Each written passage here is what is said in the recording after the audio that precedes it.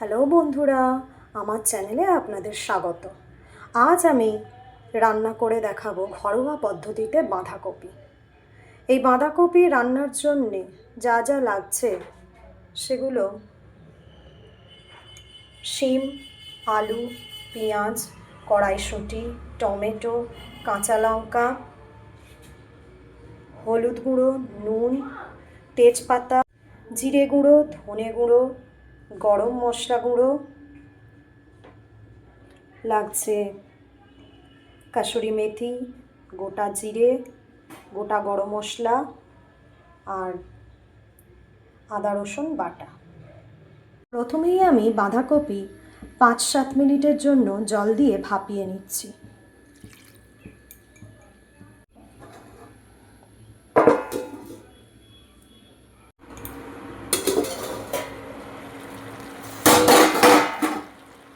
এবার আমি বাঁধাকপি অন্য পাত্রে ঢেলে নিচ্ছি এবং জল ঝরিয়ে নিচ্ছি।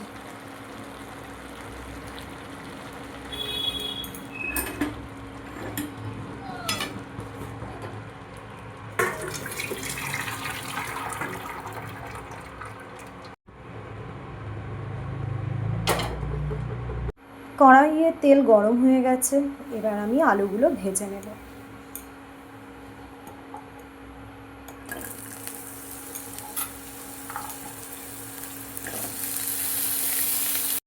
আলু ভাজার সময় আমি এতে সামান্য নুন আর হলুদ দিয়ে দিচ্ছি।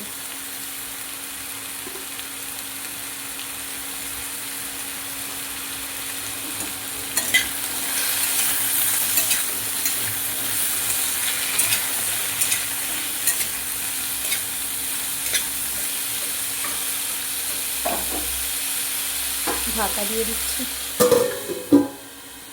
আলু প্রায় ভাজা হয়ে গেছে, এবার আমি শিমগুলো দিয়ে দেব।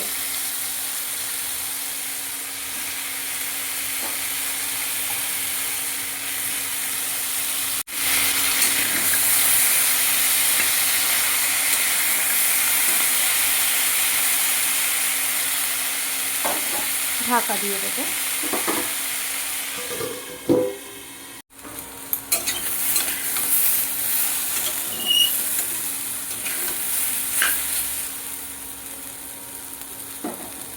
এইবার আমি এই সবজিগুলো একটি পাত্রে তুলে নেব। ওই কড়াইয়ে আমি সামান্য তেল দিলাম। এবার ফোড়নের জন্যে তেজপাতা দিলাম, গোটা গরম মশলাগুলো দিলাম আর গোটা জিরে দিয়ে দিলাম।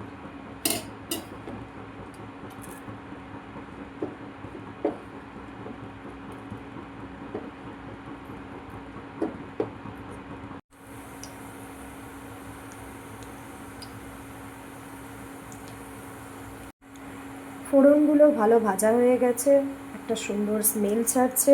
এবার আমি পেঁয়াজগুলো দিয়ে দেব।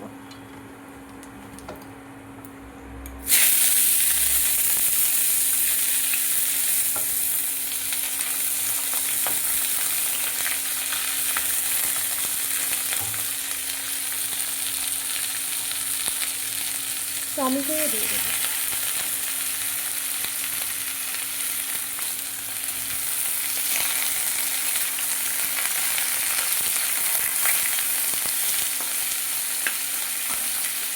আর এই পেঁয়াজ ভাজার সময় যদি সামান্য নুন দিয়ে দেওয়া যায় তাহলে পেঁয়াজটা সহজেই সিদ্ধ হয়ে যাবে এবং তাড়াতাড়ি ভাজা হয়ে যাবে। আমি এই পেস্টটা খুব ব্যবহার করি। হ্যালো বন্ধুরা, আপনারা আমার চ্যানেলটিকে লাইক করবেন, সাবস্ক্রাইব করবেন এবং প্রচুর শেয়ার করবেন আর আমার পাশে থাকবেন, যাতে আমি আরও অনেক অনেক রেসিপি আপনাদের সামনে তুলে ধরতে পারি। এটা ভালো করে ভাজা হয়ে গেছে। এবারে আমি কাসুরি মেথি দিলাম, নুন, জিরে গুঁড়ো, হলুদ গুঁড়ো, ধনে গুঁড়ো, গরম মশলা দিয়ে দিলাম।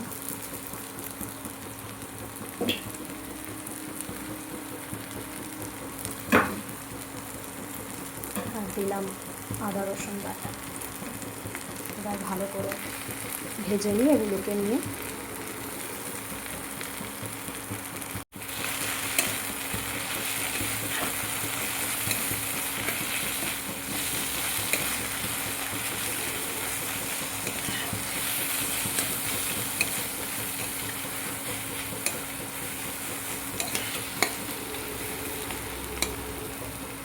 এবার কাঁচা লঙ্কা, সামান্য চিনি ব্যালেন্স রাখার জন্য, আর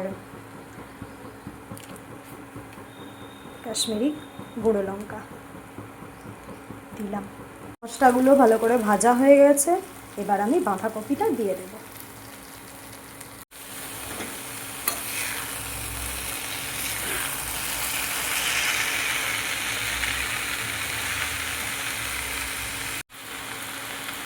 সবজিগুলো দিয়ে দিচ্ছি, যেগুলো ভেজে রাখা ছিল, আর কড়াইশুঁটি ভালো করে একসাথে মিশিয়ে নেব। ভালো করে সব কিছু মেশানো হয়ে গেছে, এবার যে বাটনা বাটার জলটা ছিল সেটা তাতে দিয়ে দিচ্ছি। এবার আঁচটা আস্তে দিয়ে চাপা দিয়ে দেব। আমি আর এতে জল দেব না, কেননা বাঁধাকপি আগে থেকেই কিছুটা সিদ্ধ ছিল আর সবজিগুলো ভাজা ছিল। ওই সামান্য বাটনা বাটা জল দিয়েছিলাম। আপনাদের যদি মনে হয় প্রয়োজন মতো আপনারা জল দিতে পারেন, কিন্তু আমার এখানে জল লাগবে না। আঁচ আস্তে দিয়ে মাঝে মধ্যে নেড়ে নেবেন। আমার এখানে নুন একটু কম ছিল, তাই আমি সামান্য নুন দিলাম।